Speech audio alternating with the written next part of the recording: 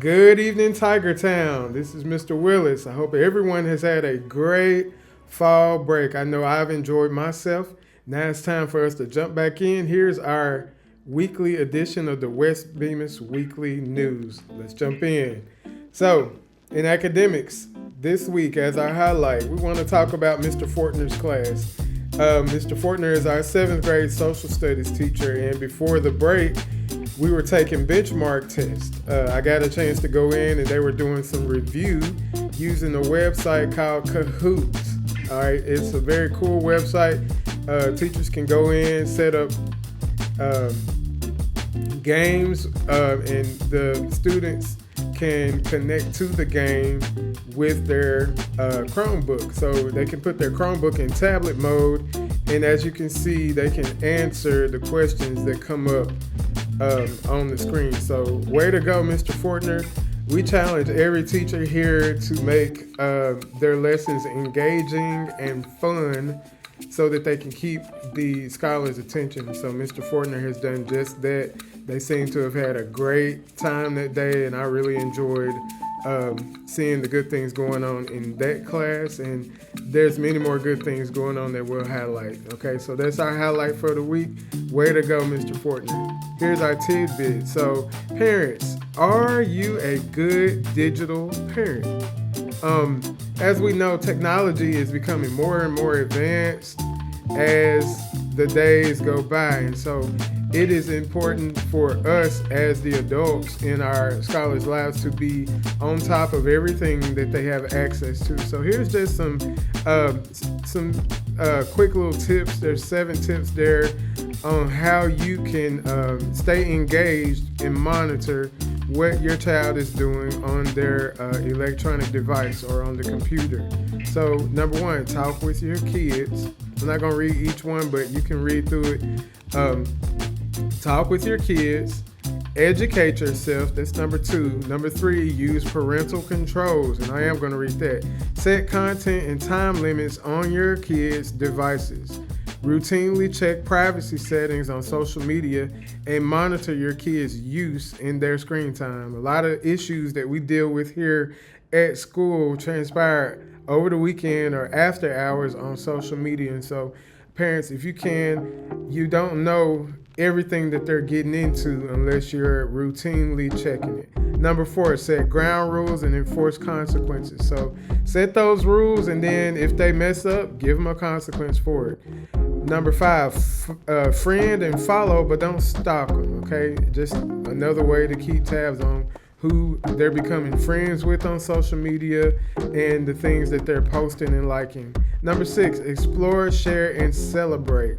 Go online with your kids and explore their digital world. Share your own online experiences and learn from each other and have fun. Make it a fun family activity. And then number 7, be a good digital role model. Curb your own bad digital habits. Know when and where to unplug, and then show your kids how to collaborate and be kind online. There is such a thing as cyberbullying. Again, these things take place on social media, and a lot of times, parents, you don't know what's going on. You don't know who they're chatting with, and you don't know. So I'm encouraging you all. This will help us out here at school. Be a good digital parent. If you want more information, you can go to the Family Online Safety Institute. That is where I pulled this information. You can see the website at the bottom of the screen. Thank you in advance for your help. Also in academics, our first 9 weeks report cards will go out this Wednesday, so look for those to come. If you have any questions, contact your child's teacher. We took benchmark 1 before fall break, and on this Friday, we will have our second school-wide data day. During this time, they will learn their results on each one of their tests when they go to their classes that day, and they will chart their score and set a goal for the next test. So this will be a great day. It's very important that students and scholars own their own data, and so this is a way that we're helping them do that.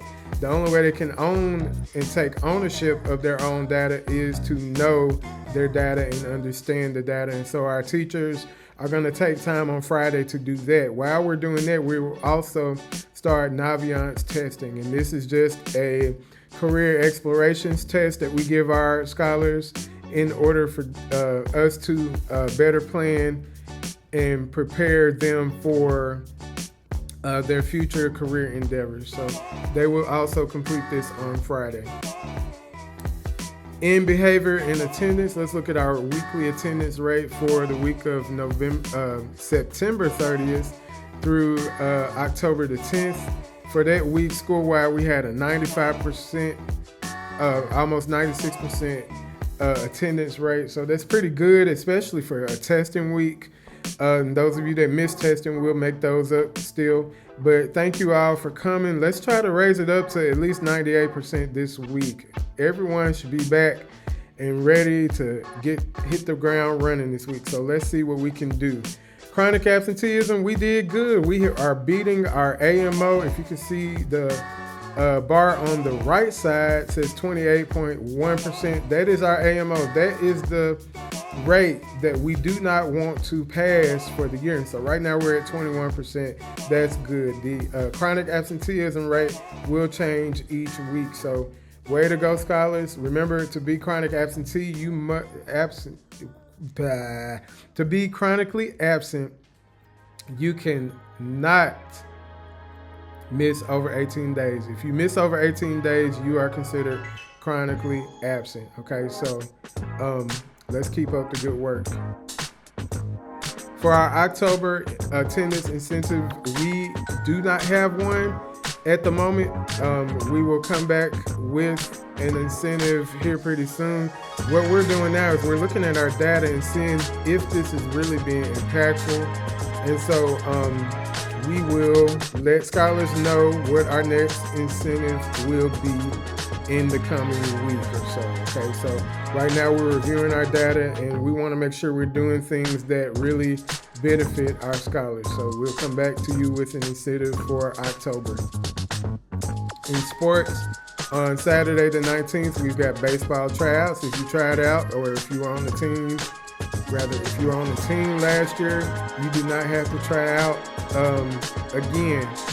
And a physical must be on file in order for you to try out. So you need to turn those in on the day before, which is Friday. And then at the bottom, you can see the practice schedule for this semester. Let's highlight our final cross-country meet. We had Mia Stewart. She was our only cross-country participant. She received a reward for endurance and lasting the entire cross-country season. So way to go, Mia.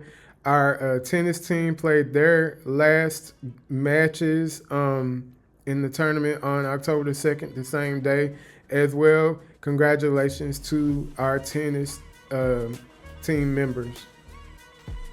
In school life, let's highlight our students of the month. You can see them on the screen. Way to go, students.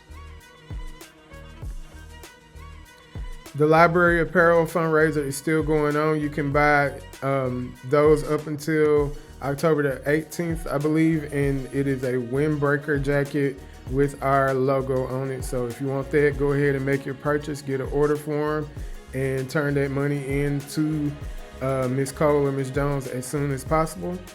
Let's look at our Beta Club induction ceremony. We had a beautiful night. Way to go to those scholars who were inducted into our 2024-2025 Beta class. And we look forward to great things this year from the Beta Club. They got a lot of exciting things planned. So way to go to you. Your first meeting will be on the 18th. So make sure you make preparation to stay after school for that. This year, we got something new going. We got the 4-H club starting up here at Wbms. Their first meeting will be October the 16th. You must sign up and get a permission form in order to stay for this meeting. So tomorrow after announcements, scholars, you can meet me in the lobby, sign up and get a permission form. Make plans to stay after school. The meeting will start at 2:45. Parents, I'm asking you to be here to pick up your child by 3:30. Okay, we should be done between 3:45 and 4 o'clock. I'm I'm thinking I will confirm that. But just be here, be prepared to pick them up. And again, scholars, if you want to participate, see me after announcements in the morning. The robotics team club will have their meetings on Mondays and Wednesdays. So make sure you check your calendars for that. Those of you that are on the team, 6th and 8th grade health screenings will be taking place this week on Wednesday and Thursday, the 16th and the 17th. Before we got out from fall break, we had some special recognition days honoring our custodians. You can see them on the screen. And then our instructional coach. These are key people in the building that we cannot function day to day without. So we thank you, Miss Andrews, and then Mr. Dawson. And we thank you, Miss Spencer, for all that you do. And for those of you that don't know what an instructional coach is, they work closely with our teachers to make sure that our scholars are getting high quality instruction, and that to make sure that our teachers are utilizing the curriculum and materials in the proper manner. So thanks to all of you. We can't do this without you here.